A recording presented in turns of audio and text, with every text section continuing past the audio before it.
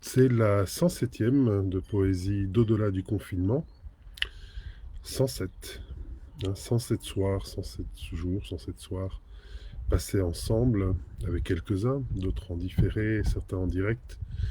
Euh, Comme certains le savent, s'ils lisent les posts que je fais, c'est l'avant-dernière ce soir. Donc j'avais décidé de terminer par 8 essentiels. Alors pourquoi 108? D'abord, ben voilà, c'était une décision de faire une série finie, ce qui n'était pas prévu au départ, rien n'était prévu au départ. C'était un pur besoin, un acte poétique, comme je l'explique. Euh, et bon, dernièrement, je me suis dit qu'il fallait arriver vers une finitude de cette série.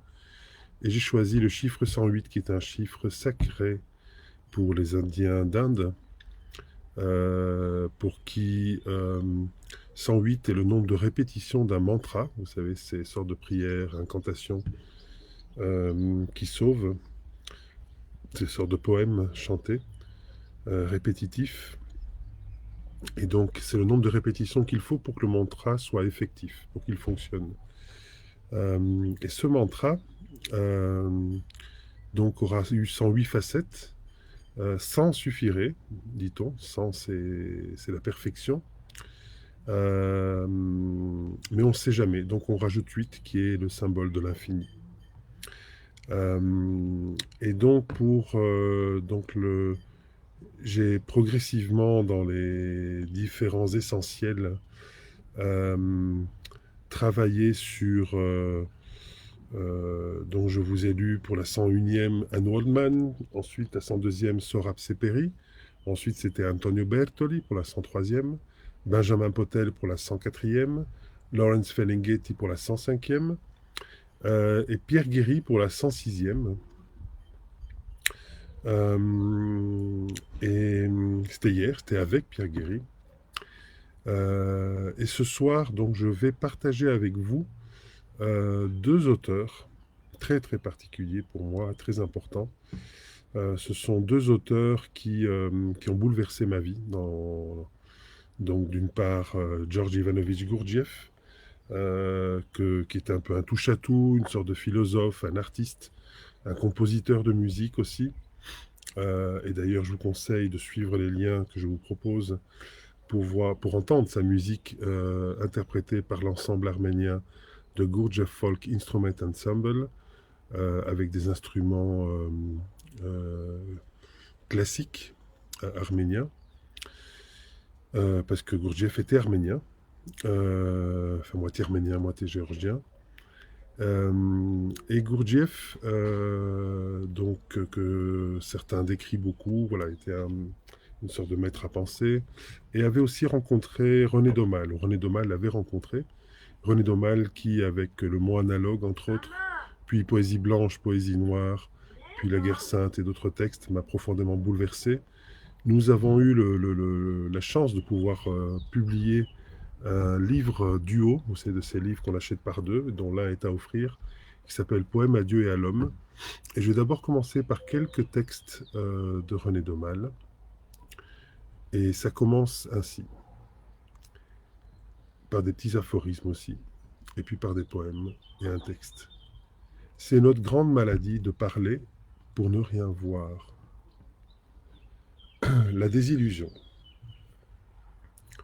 Blanc et noir, et blanc et noir.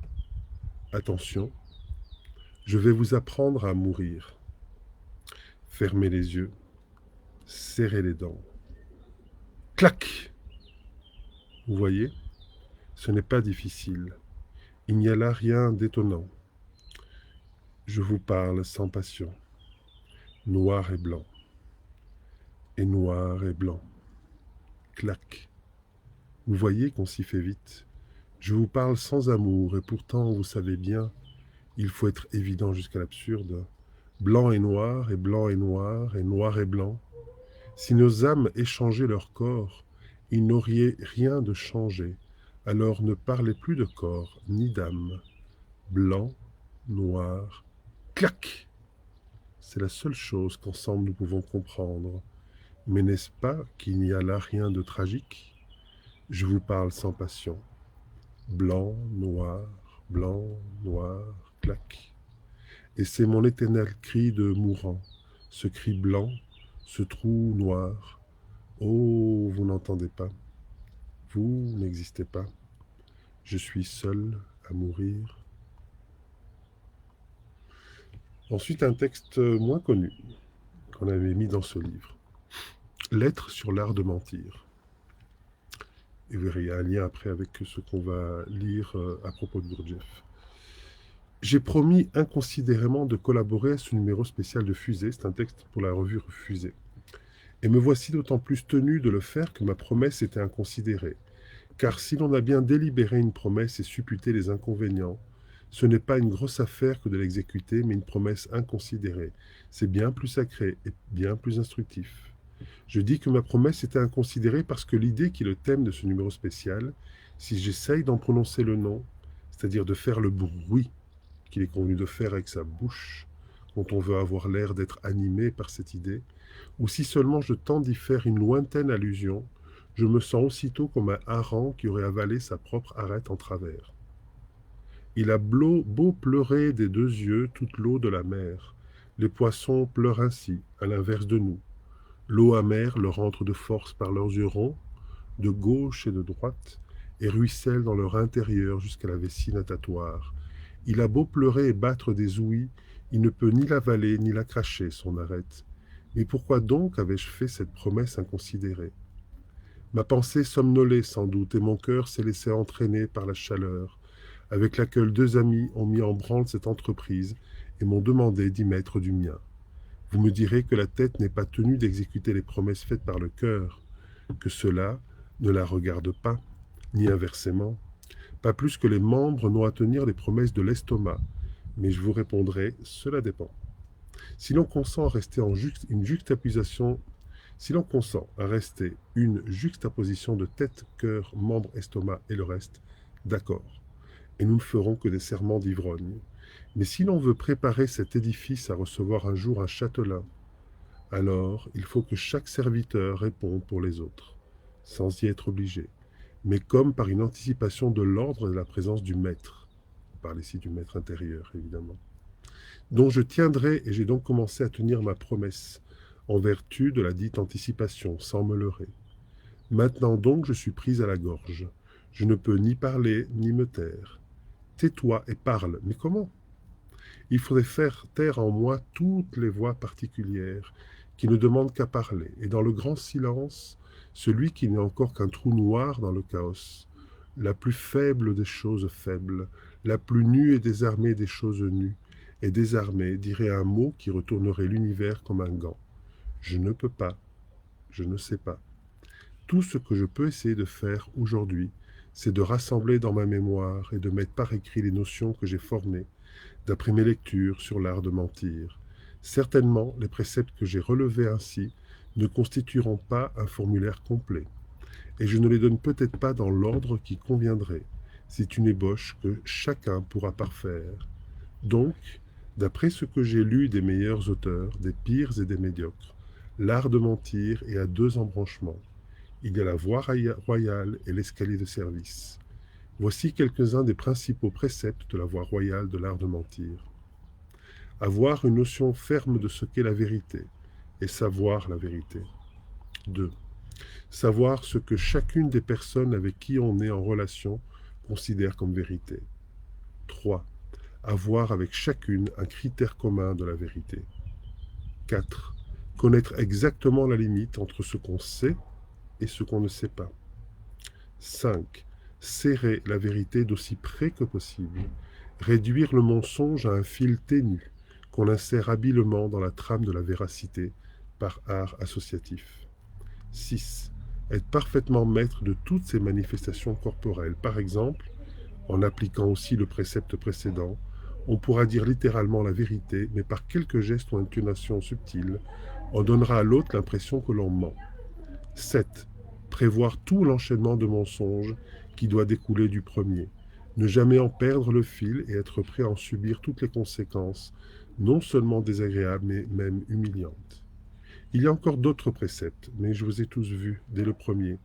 pâlir de découragement, et au sixième, vous effondrez, et je vous entendais dire, mais jamais nous n'y arriverons. Certainement, vous n'y arriverez pas demain. Moi non plus. Mais attendez, c'est justement à cause de ces difficultés de la voie royale qu'on a inventé l'escalier de service. Cette seconde voie est très facile et à la portée de tout le monde. On peut la suivre sans rien changer à son train-train quotidien, et même en dormant. Il n'y a qu'un précepte à appliquer, se mentir à soi-même. Autrement dit, il n'y a rien de spécial à faire. Il suffit de rester tel qu'on est. S'il est permis d'employer ici le verbe substantiel, alors mentir devient aisé et même agréable. Tout ce que je viens de dire s'applique bien au propos des rapports entre l'art de mentir et la littérature ou l'art en général, puisque, ai-je dit, c'est de mes lectures, bonnes, mauvaises ou médiocres, que j'ai tiré les rudiments d'un art de mentir à deux entrées. Pour mettre les points sur les i, je conclurai en disant que le mensonge ne devrait pas être au service de l'art, mais bien plutôt l'art au service de la science du mensonge. Donc c'était paru dans la revue Fusée 4 et 5, spéciale Sincérité, août-septembre 1942. Autre aphorisme, tout poème naît d'un germe, d'abord obscur, qu'il faut rendre lumineux pour qu'il produise des fruits de lumière.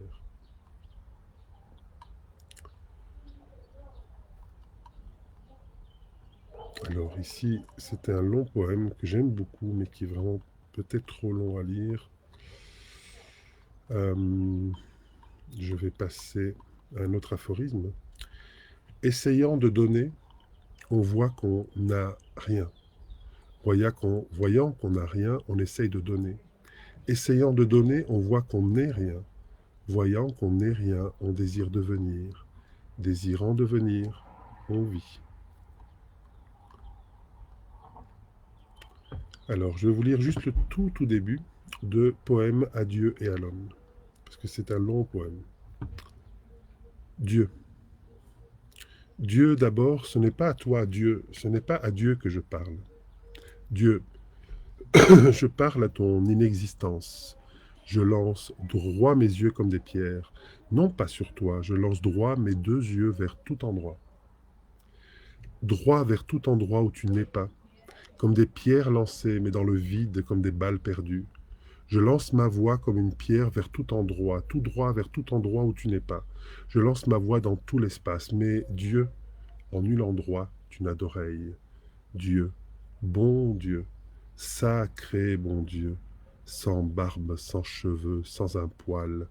Tu n'es pas bon, pas sacré sacré bon Dieu. Je ne blasphème pas, vieux sans âge, sourd sans oreille, je te prie encore bien moi. Tu n'en as pas un œil de Dieu, Dieu, pas un bras de Dieu, Dieu, pas un pied de Dieu, pas un ventre de Dieu, pas une peu de Dieu, Dieu. Dieu sans homme, Dieu sans diable, Dieu sans Dieu. Dieu, sacré nom de Dieu en 4 lettres. D comme désir, I comme imbécile, E comme éclairage, U comme universel. Nom de nom, sacré nom de nom, Dieu. Mais tu m'as fait assez rigoler, punaise. Voici la rage qui monte rouge entre les dents. Voici mon regard lancé dans le vide qui cogne contre un œil. Voici ma voix qui cogne contre une oreille. Voici mes balles perdues, zing et zing qui giclent contre une trogne réelle, contre une vraie gueule grasse et violette, ou bien contre une vraie gueule de citron pourri, ou un sourire en paire de tenailles. Quelqu'un. Il s'amène. Il te parle. Dieu, il te prie. Dieu, il parle de Dieu, il te met des binocles sur ton inexistence, il affuble d'oreilles postiches ton inexistence, et il se met des grands poils blancs, des poils partout, tout autour de ton néant. Dieu, sacré nom de Dieu en 4 lettres. Il n'y a plus moyen de s'entendre. Il gueule le pitois, il gueule Dieu, Dieu. Il s'amène, le curé, criant ton sacré nom en 4 lettres. Il s'amène avec sa sacrée trogne et son désir imbécile d'éclairage universel. Pauvre sacré bon Dieu de rien, ce n'est pas ta faute si tu as ce sale visage poilu, blanc et rosé de dougatisme. C'est ce salaud qui a peint cette ordure. C'est ce curé qui t'a collé au ciel, avec son désir imbécile d'éclairage universel. C'est lui qui t'imperturerait cette face sénile à son image, le sinistre vieillard, gâtant et dégâtant les fronts durs des hommes, per omnia secula seculorum. Et moi, prêtre, je te crache au nom de Dieu à la figure. C'est par hygiène, et c'est un geste rituel. Et je m'adresse à cet homme mort, ce tout petit homme mort. Tu ne le vois pas ? idiot. Tu le tiens dans ta main. Tu l'as cloué sur 2 morceaux de bois. Homme mort, mon vieux frère, homme 1000 et 1000 fois mort, en tout pays 1000 et 1000 fois assassiné par cette race pullulante des rats qui parle à Dieu. Tu avais des yeux, mon vieux frère, et qui voyaient. Tu avais une voix qui réveillait les morts vivants millénaires, qui réveillait une vie violente au cœur des esclaves. Tu avais au complet tout le pauvre petit bagage d'un homme. Tu as tout donné, tes yeux, ta bouche et tout le reste, à tes frères pour qu'ils se fassent un Dieu avec tes pauvres débris d'hommes. Tu donnas tout. L'homme que tu avais été n'était plus, et tout à coup tu fus face à face avec le néant de Dieu, ce soir-là, sur le mont des Oliviers. Toi, l'homme qui te reniait homme, toi, seul, déjà sacrifié jusqu'à la moelle de l'âme, tu vis le propre néant de ta face. Devant toi, tu vis Dieu face à face de néant.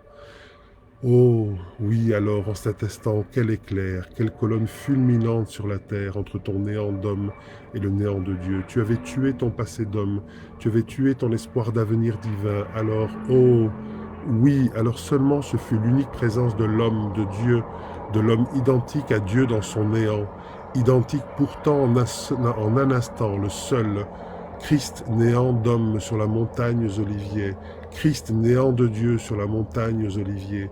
Tu te vis, tu vis Dieu, Dieu te vit dans le miroir fulgurant et sans forme. Alors toi, crapule, tu peux hurler. Mes ongles à travers le col de ta soutane agrippent déjà ton corps pourri, et des cohortes millénaires d'esclaves, tes victimes, mes frères, mes dieux, sont la force de mes bras. Donc tu sais que tu vas claquer comme une puce entre mes ongles. Il n'y a pas de bon Dieu, il n'y a pas de bon Dieu, crapule, il n'y a pas de bon Dieu, dit la rumeur humaine de mes bras. Alors toi, tu as pris mon vieux frère. Comment pouvait-il ne pas se laisser tuer après l'éclatement de cette vie sur la montagne? Tu as bavé sur son visage d'homme, tu l'as insulté du nom de roi, tu l'as cloué sur cette vergue et sur ce mât, tu lui mis dans la bouche tes paroles menteuses, et tu lui soufflas ton vent de peste dans les reins. Et, curé, tu as pris la barre de ce bateau, traîné par sa voile pantelante de chair humaine le long des siècles. Et ce bateau, je dis bien ce bateau, ce formidable bateau, monté pour des siècles par toi, curé, ce bateau nommé chrétienté, traîné par des cohortes pantelantes d'esclaves, le long des siècles chrétiens. Ce bateau, tu le prêtas, moyennant de rétributions fort honorables, n'est-ce pas, pape, à des rois. Il t'a mené leurs galériens, puis aux mouches qui s'abattirent sur les charognes royales, car cette bourgeoisie t'amène aussi ses galériens. Mais attention, mon petit curé, ceux-ci, je crois, ne s'en laisseront sans doute plus compter pendant bien longtemps. Et le long des siècles chrétiens, ta parole de mensonge par 4 bouges évangélistes, enflée du désir imbécile d'éclairage universel, trahit la chair immobile de mon vieux frère, cloué au mât et à la vergue, irresponsable de ton bateau chacal, lui qui fit le néant de Dieu avec le néant d'homme, oui, mais lui aussi qui coule en cohorte de chairs humaines dans les veines de mes doigts qui se resserrent. Et tiens, voici ton sale cœur qui claque. Tu es crevé, rat. Ce n'est pas fini, à si bon compte. Un de crevé, 1000 renaissent. N'approchez pas, vermine ecclésiastique. La voile de chair pantelante vogue toujours. Le cadavre de mon vieux frère, aveugle, sourd, traîne toujours le bateau chrétienté dans les siècles. Il n'avait pas voulu cela, mais après tout, ce cadavre est cadavre. J'ai beau t'aimer du fin fond du désespoir. Homme, mon vieux frère, tu n'es plus qu'une charogne. Ton corps torturé que tu nous jetas en pâture, il pue comme pura mon cadavre d'homme. Il est mangé par des millions de vers catholiques romains, par des vers orthodoxes, par des vers protestants, par des vers plus grouillants et plus conformes les uns que les autres à la vraie pureté authentique de la grande pestilence chrétienne. Et partout à l'Est, sous les noms divers de Krishna, de Bouddha, de faux, tous retombés à la même charogne. Partout, mon vieux frère, sous 36 noms, tu es mangé par des millions de vers plus grouillants et plus conformes les uns que les autres à la vraie pureté authentique de la grande pestilence brahmanique, de la grande pestilence bouddhique, de la grande pestilence lamaïste, de la grande pestilence taoïste, de la grande pestilence universelle, de la puante odeur de sainteté. Charonne crucifiée fleurit les cimetières, car ta vie, mon vieux frère, a quitté ce bateau, ta vie, déjà distribuée entre nous tous, un peu avant la fameuse histoire de la croix, là-haut sur la montagne aux oliviers, où tu sacrifiais l'homme et Dieu dans le même néant. Ta vie n'est plus dans ce cadavre en croix, Elle a vomi ce bateau et toute la race des cancrelats qui parlent de Dieu sous la quadruple protection des saintes gueules évangélistes. Ta vie s'est multipliée dans des foules sans nombre, dans des cohortes d'hommes saignants, torturés toujours par les mêmes bourreaux, sous la sainte protection toujours des mêmes prêtrailles, per omnia secula seculorum. Et voilà, ça continue, ça continue. Est-ce que je termine? Dans les siècles de royauté de droit divin, j'arrive pas à ne pas terminer. Dans les siècles de bourgeoisie de droit divin, per omnia secula seculorum, si le néant de Dieu fut quelque chose en cet instant où en l'homme il se nia, Dieu, tu es le bois d'ébène, la chair noire, que la charité chrétienne d'époux missionnaires aide à mourir chrétiennement, plusieurs dizaines par kilomètre de voies ferrées, pour la plus grande gloire de la civilisation chrétienne pour tirer le bateau chrétienté. Dieu serpentin aux millions de têtes noires qui te roulent de souffrance au travers de l'Afrique, en toi se mûrit, se pèse et s'avance, se savoure la vengeance de mon vieux frère et toi. Dieu serpentin aux milliards de têtes jaunes qui éclatent sous les balles de coton, sous les bombes des avions bénis au départ par une main chrétienne. Dieu vivant sur tes têtes innombrables et renaissantes, s'use la guillotine. Le sang du vieux frère coule aussi dans tes veines et mûrit et savoure déjà sa vengeance, à travers aussi le Dieu noir et blanc, qui piétine tout le long de l'Amérique, à travers le Dieu aux millions de têtes pâles, aux mains noires, mais bientôt rouges, mais pardon mon vieux frère, pardon de t'avoir sali du nom de Dieu. C'est tout ton sang qui gonfle ces peaux d'homme. Il n'y a pas de bon Dieu, il n'y a pas de bon Dieu. Ton sang, océan rouge où tu te noieras enfin. Il n'y a pas de bon Dieu. Ce milliard de curés, de sous-curés, d'archicurés, de saligots. Il n'y a pas de bon Dieu à toi la parole, à toi humain néant de Dieu. Quand les 5 doigts de ta main rouge auront essuyé la face du monde, alors campe devant toi le passé humain, vise au cœur. PAM! Et seul, ayant purifié la face du monde par le feu de la vengeance des vieux frères, de toute vermine, de toute cette vermine qui te redoute déjà et te soupçonne sous le nom de l'Antéchrist, seul, être tête pâle, jaune, noire, seul, oui, véritable Antéchrist. Antéchrist pour faire trembler cette vermine chrétienne, cette vermine bouddhiste, cette vermine brahmaniste, lamaïste, taoïste, seul, dans cet instant délivré des mensonges de passé ou d'avenir, tu recommenceras le grand miracle, mais cette fois, par le feu de la vengeance, du vieux frère, ne laisse pas renaître la vermine. Seul face à face avec le néant de Dieu, tu connaîtras, dans ce miroir fraternel et fulgurant, la réalité. Voilà, au final, j'ai tout lu. J'ai lu tout ce poème, je veux dire. Je ne pensais pas le faire, mais voilà, c'est fait. Je termine par cet aphorisme pour de mal. Il existe une vieille et sûre recette pour conserver toujours la paix en soi. C'est d'accuser toujours les autres. Alors je termine par pas vraiment un texte de Gurdjieff. En fait, on parlait de mensonge tout à l'heure. Il s'agit d'une lettre de Gurdjieff à sa fille. Donc j'ai le texte en italien que je vais traduire. Je vais lire quelques petits morceaux seulement. C'est dans le livre d'Alexandre Jodorowsky, en fait, Mu, le maître et les magiciennes, un très belle autobiographie romancée, où Jodorowsky rencontre une personne qui se présente comme une fille de Gurdjieff et qui lui parle de cette lettre. Donc ça mélange en fait des préceptes que Gurdjieff communiquait et c'est remasterisé par Jodorowsky.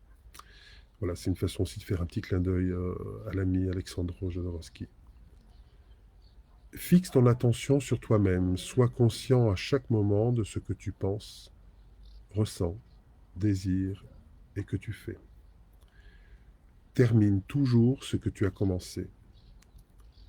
Fais ce que tu es en train de faire de la meilleure façon possible. Ne t'enchaîne à rien d'autre. Ne t'enchaîne à rien qui, à la fin, puisse te détruire. Je suis en train de traduire en direct. Développe ta générosité sans témoin. Traite chaque personne comme si elle l'était un parent proche. Ne mens pas et ne vole pas. Si tu le fais, tu mens et tu voles toi-même. Aide ton prochain sans le rendre dépendant de toi. Je pioche, il y en a 80 comme ça de petites phrases. Ne prends possession de rien et de personne. Distribue de façon équanime. Ne séduis pas. Mange et dors le minimum indispensable. Ne parle pas de tes problèmes personnels. N'émets pas de jugement ni de critique quand tu connais seulement une petite partie des faits. Ne fais pas d'amitié inutile. N'élimine pas, transforme. Vainc tes peurs. Derrière chacune d'elles se cache un désir. Aide l'autre à céder lui-même ou elle-même. Ne te lamente pas. Développe ta fantaisie. Ne contredis jamais. Tais-toi. Ne conserve jamais des objets inutiles. Ne garde pas de façon cachée. Regarde droit dans les yeux. Dans le lieu où tu vis, dédie toujours un espace au sacré. Si tu es en train de méditer et que le diable arrive, et qu'un diable arrive, fais-le méditer avec toi. Voilà, je termine comme ça, il y en a 82.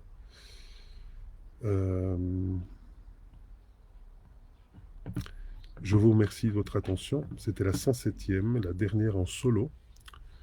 Demain soir à 21h, ce sera la toute dernière, la 108e. Et ce sera un micro ouvert, donc j'explique le principe. Il y aura un lien que je mettrai en post sur mon profil Facebook.